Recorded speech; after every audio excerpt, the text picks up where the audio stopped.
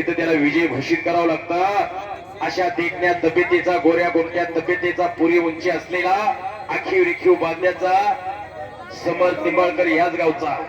आजसाठी 500 रुपयांचं बक्षीस आहे। अहो ज्याचं पोट भरलंय त्याला कुणी जेवण वाढेल, पण ज्याला भूक लागलेली आहे त्याला जेवण दिलं पाहिजे। समुद्रात पडलेला पाऊस वेळताय।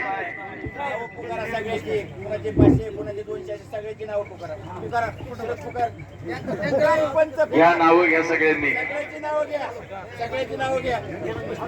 सर्वसामान्य कुटुंबातला पैलवान।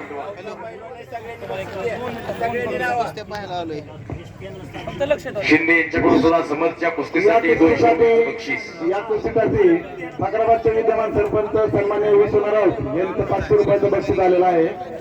त्याचप्रमाणे आयोगाचे वस्तात राजू शेख यांचं देखील 500 रुपयाचं बक्षीस आलेलं आहे।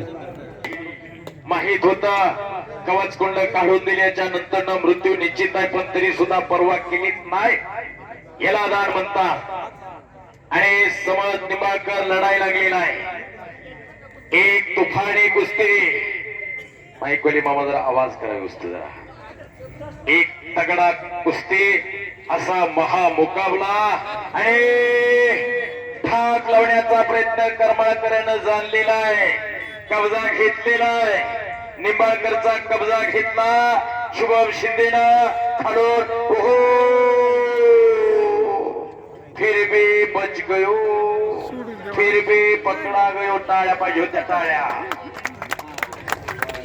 मानेवरती घुटना ठेवलेला आहे, ओ आणि बगाडूक करून पाठीवरती कब्जा घेतला समर्थना। शबास आहे, काय शुटू घुमायला लागलेला आहे। मानेवरती बोजा टाकलेला आहे। सर्वसामान्य कुटुंबातला पैलवान समर्थ निंबाळकर। मगाशी सांगितलं हिंदुस्थानामध्ये एकमेव पैलवान असं होऊन गेला, छोट्याशा गावामध्ये राहून सुद्धा हिंदी केसरी झाला, मारुती माने। आपण सहज बोलू जातो, लय मारुती माने लागून गेला काय। आणि संपलेल्या कुस्तीमध्ये या गावचा चिमुकला, या गावचा पैलवान, या गावचा लेकरू समर्थ निंबाळकर विजय झाला।